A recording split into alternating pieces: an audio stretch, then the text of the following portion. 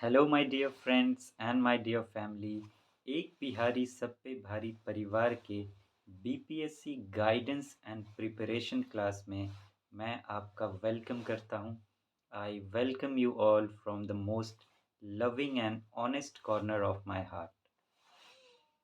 आप जानते हैं कि हम अभी बीपीएससी के जो डिफरेंट स्टेजेस ऑफ एग्ज़ाम हैं उनके नेचर को समझने की कोशिश कर रहे हैं, क्योंकि बीपीएससी के प्रिपरेशन के लिए ज़रूरी है कि पहले उसके जो अलग-अलग चरण हैं एग्ज़ाम के, उनको डेप्थ में समझा जाए, एग्ज़ामिनेशन बेस्ड करके समझा जाए कि एग्ज़ाम में किस तरह से उसका मार्किंग पैटर्न है, क्या है, मतलब एक सही प्लानिंग हो सके आपकी, उसके लिए एग्ज़ाम बेस्ड जो समझना होना चाहिए, उस तरह से आप समझ सकें। प्रीलिम्स को हम लोग समझ चुके हैं, आज बारी है मेंस की।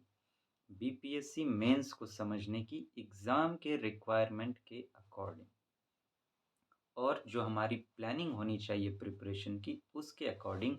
आइए हम लोग शुरू करते हैं। अगर नेचर ऑफ मेंस की बात करें, मेंस के कट ऑफ को देखें।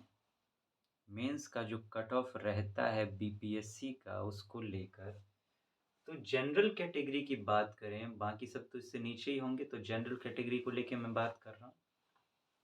जनरल कैटेगरी में मेल्स की बात करें तो रिटन जो एग्ज़ाम होता है आपका, इंटरव्यू को छोड़ दें तो रिटन एग्ज़ाम जो होता है उसमें जो आपकी मार्किंग है, उसकी जो कट ऑफ होती है मेंस की, वो इसके बीच में होती है 450 टू 460।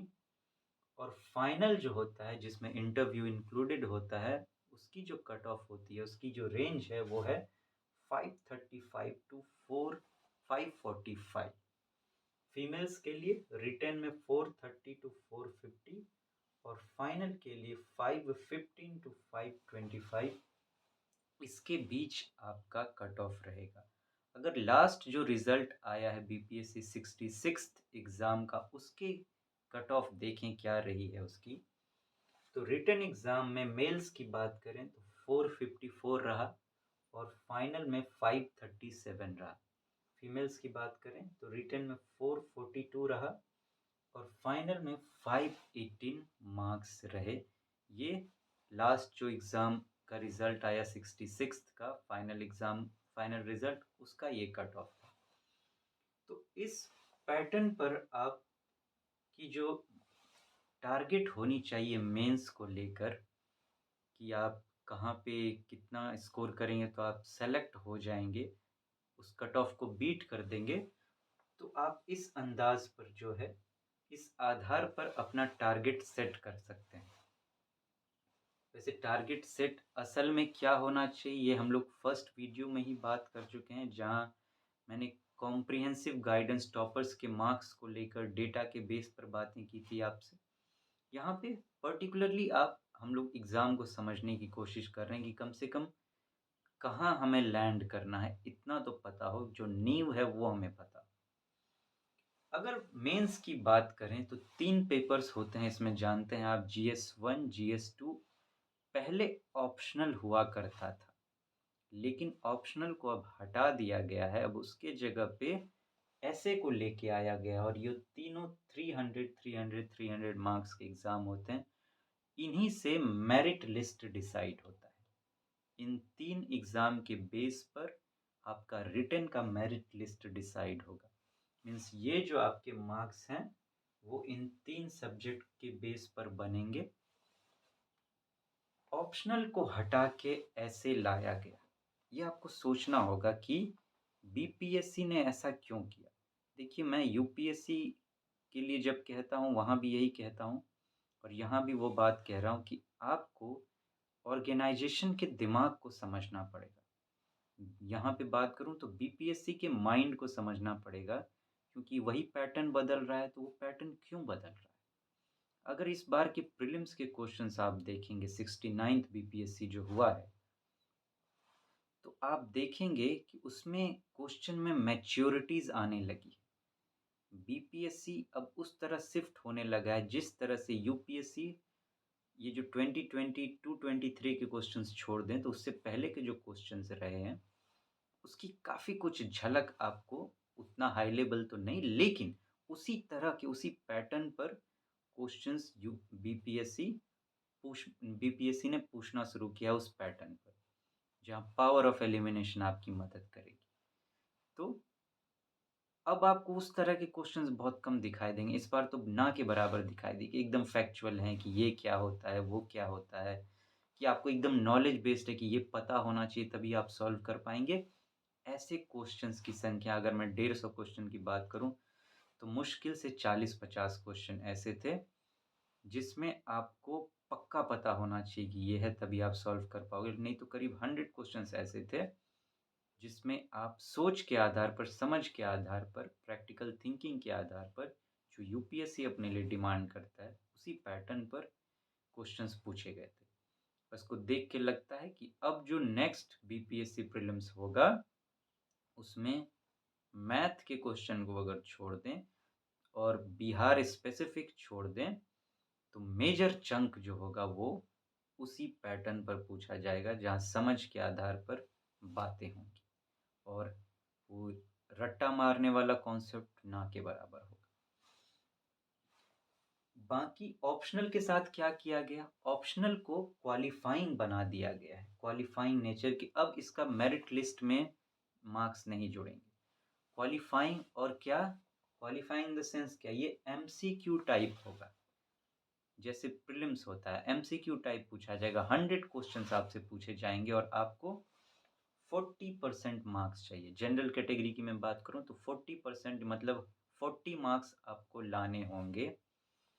100 क्वेश्चंस में 40% मार्क्स हो, 40% आपको स्कोर करना पड़ेगा, तब जाके आप क्वालिफाई करेंगे ऑप्शनल में। और एक और क्वालिफाइंग होता है जो पहले से होता आ रहा है, जनरल हिंदी। जनरल हिंदी में आपको 30% स्कोर करना पड़ता है, और इन दोनों में क्वालिफाई करना ज़रूरी है, मैंडेटरी है। अगर आपने इधर बहुत अच्छा स्कोर कर लिया, लेकिन इसमें से किसी में आप क्वालिफाई नहीं कर पाए, तो कोई फ़ायदा नहीं होगा। आपका वो मार्क्स धरा का धरा रह जाएगा, आप सेलेक्ट नहीं होंगे। तो इस बात का ध्यान रखिएगा, तो इन्हें भी आप हल्के में ना लीजिएगा। ये थोड़ा-सा मुझे लेकिन अटपटा लगा है कि ऑप्शनल होता है कि एक बहुत ही ब्रॉड विषय है।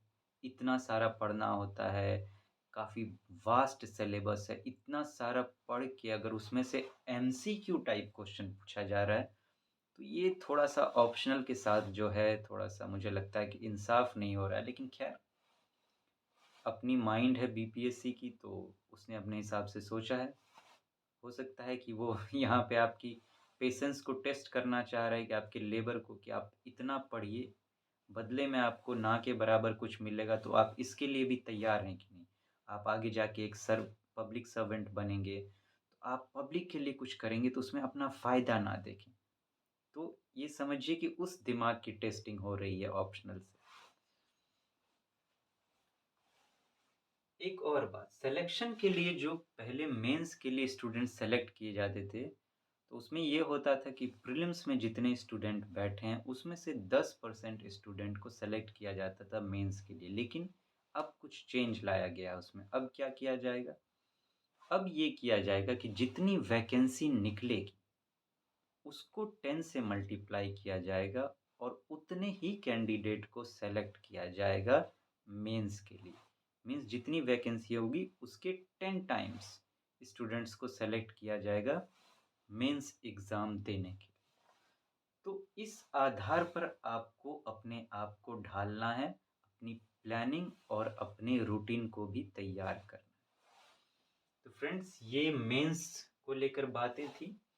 अब नेक्स्ट में हम लोग थोड़ा-सा डिटेल में जाकर, हो सकता है, एक कॉम्प्रिहेंसिव बातें करें, सब कुछ को लेकर। यहाँ पे यहीं पे इंटरव्यू की बातें भी हो ही गई समझिए, क्योंकि अगर आप इसमें से इसको, इसके स्कोर को घटा देंगे, तो आपको इंटरव्यू समझ में आ जाएगा कि इंटरव्यू की मार्किंग की पैटर्न क्या है, उसका कट ऑफ क्या होगा। थोड़ा-सा इंटरव्यू के बारे में मैं और कहना चाहूँगा कि देखिए, इंटरव्यू जो है, वो पर्सनैलिटी की टेस्टिंग होती है, आपके नॉलेज की टेस्टिंग नहीं होती, इस बात का आप ध्यान रखें।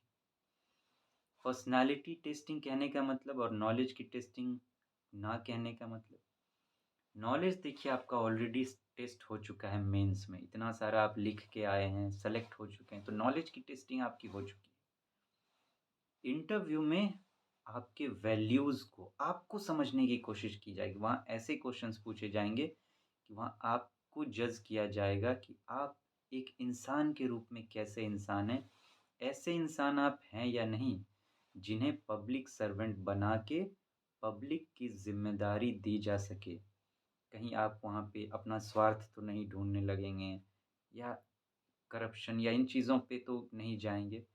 तो उसके क्वेश्चंस ही ऐसे होंगे कि वो आपकी पर्सनैलिटी को बाहर लेके आएगा। आपको मजबूर करेगा कि आप उसका जवाब दो, और वहाँ वो लोग इतने एक्सपर्ट होते हैं कि आप उन्हें चकमा देने के बारे में नहीं सोच सकते। और सबसे बड़ी बात, पर्सनैलिटी एक दिन में नहीं बनती है। अगर आपको सिविल सर्वेंट, पब्लिक सर्वेंट बनने के लायक जो है अपनी पर्सनैलिटी बनानी है, तो उसके लिए आपको लंबी मेहनत करनी पड़ेगी, मतलब शुरू से आपको ध्यान देना पड़ेगा। ऐसा नहीं कि मेंस क्लियर कर लिया, 2-3 महीने अब बचे हुए हैं, तो उसमें आप अपनी पर्सनैलिटी को डेवलप कर लेंगे या इंटरव्यू की तैयारी कर लेंगे। यकीन मानिए, आपको बहुत पुअर मार्क्स आएँगे अगर आप ऐसा करेंगे तो, और हो सकता है आप कट ऑफ भी क्रॉस ना कर पाएँ, इंटरव्यू का जो कट ऑफ होता है। इसलिए इस बात को गाँठ बाँध लें कि पर्सनैलिटी डेवलपमेंट जो आपको शुरू से करनी पड़ेगी। अभी तक आप इतने साल हो गए आपको, आपकी एक पर्सनैलिटी बन चुकी है। तो आपको देखना पड़ेगा कि क्या अभी जो मेरी पर्सनैलिटी है वो सिविल सर्वेंट बनने के लायक है, कि मेरे पर्सनैलिटी में कुछ कमी है? क्या ऐसा माहौल जब मुझे दिया जाएगा पब्लिक वेलफेयर का, तो क्या मैं सेल्फिश हो जाऊँगा? या फिर मैं एकदम स्वार्थ से हट के काम कर पाऊँगा? वैसा दिमाग मेरा है या नहीं? आपको अपने आप से बेहतर आप खुद कोई नहीं जानता, आपको आपसे बेहतर कोई नहीं जानता। आप खुद को बेहतर जानते हैं, तो आप ये देखिए कि आप में क्या कमियाँ हैं और क्या आप सुधार कर सकते हैं। तो अभी से आपको उसके लिए भी आगे मेहनत करनी पड़ेगी। पर्सनैलिटी जो है, ये तीनों चीज़ साथ में चलती है। ऐसा नहीं है कि, और जो ये अलग-अलग देखते हैं कि प्रीलिम्स अलग है, मेंस अलग है, इंटरव्यू अलग है, वो बहुत बड़ी गलती करते हैं। इन सब एग्ज़ाम में, सिविल सर्विसेज़ एग्ज़ाम जो होते हैं, उनमें इंटरडिसिप्लिनरी अप्रोच की बात की जाती है, मल्टीडिसिप्लिनरी अप्रोच की बात की जाती है कि आप सब कुछ कनेक्ट करके देखो एक-दूसरे से, अलग-अलग ना देखो।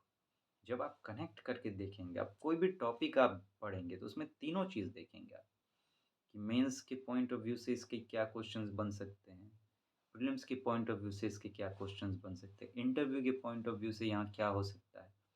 तो आपकी एक कॉम्प्रिहेंसिव ओवरऑल तैयारी होगी, सब कुछ आप कवर कर पाओगे, एक सर्किल में आप आ पाओगे, 360 डिग्री आप तैयारी कर पाओगे। नहीं तो चीज़ें छूट जाएँगी, और जो एक कमज़ोरी साबित होगी आपकी, हो सकता है दूसरे आपसे बेहतर कर जाएँ जिन्होंने इस पैटर्न पर तैयारी की। तो इन बातों का आप ध्यान रखेंगे, हम लोग फिर आगे बातें करेंगे और धीरे-धीरे प्रिपरेशन भी शुरू करेंगे। फिर मिलते हैं friends. Thank you so much. Take very good care of yourself. See you soon. Have a nice day. Thank you.